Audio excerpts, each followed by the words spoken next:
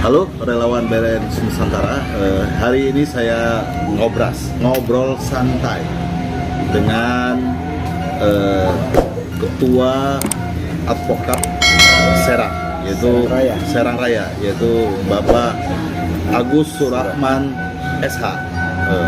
Ada beberapa ini Pak Agus ya. Siap. Saya mau bertanya ini, namanya di rental mobil ini kadang ada beberapa kasus yang mobilnya dirampas oleh negara. Oke. Nah, ini menjadi salah satu momok di usaha rental mobil.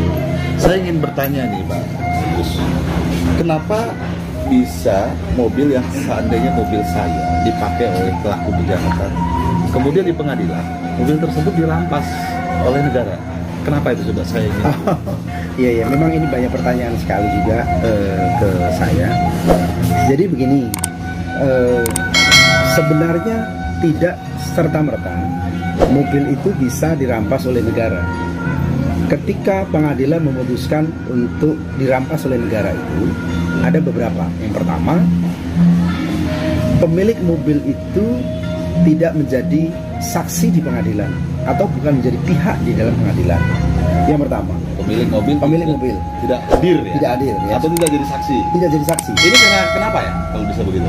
Gini, ketika terjadi penyidikan, ya, apakah itu di Polsek, apakah itu di Polres, pemilik mobil ini, pemilik rental ya, itu dia tidak di BAP di sana, dia tidak hadir atau tidak dipanggil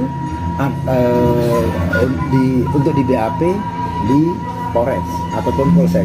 Nah, karena dia tidak hadir di Polsek, maka ketika berkas perkara ini naik ke kejaksaan dan kemudian berkas perkara dari kejaksaan di pengadilan, maka kepemilikan mobil ini tidak ada. Oh, jadi kalau seandainya terjadi kasus misalnya mobil itu dibawa narkoba atau bawa barang kejahatan, pemilik mobil harus segera datang. Harus segera datang ke Polres atau ke Polsek. Itu triknya ya? Betul, ke Polres atau Polsek di mana perkara itu timbul. Oh, jadi para relawan kalau seandainya terjadi kasus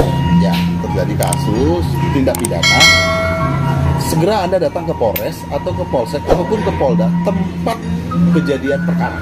Ya, TKP ya. Ya.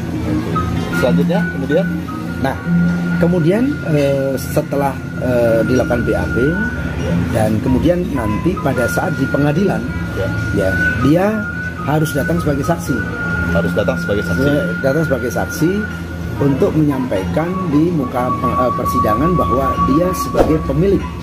Ya, itu yang pertama. Kemudian yang kedua, agar juga tidak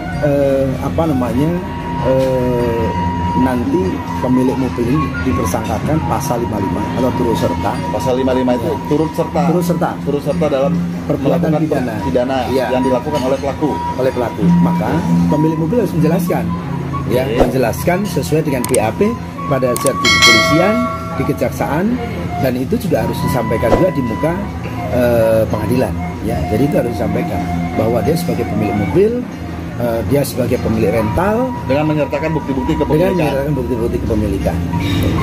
Jadi sebenarnya tidak mungkin ataupun bisa dikatakan tidak ada kalau seandainya negara merampas apabila mobil yang dibuat untuk kejahatan itu kalau mobil itu mobil rental mobil tidak mungkin ya. Karena terjadi itu karena pemilik mobil rental tersebut tidak hadir dan tidak ikut serta di BAP, maka pemerintah ataupun pengadilan mengambil keputusan bahwasanya mobil tersebut tidak ada kepemilikannya. Betul. Dan mobil tersebut merupakan pemilik dari pelaku, mungkin asumsinya begitu ya. Betul. Oke, para relawan, kalau seandainya terjadi kasus apabila mobil Anda ikut serta dalam pidana, segera hadir dan segera beri bukti kepemilikan mobil Anda agar tidak terkena 55 pasal 55 turut serta pasal 55 gitu ya. Betul.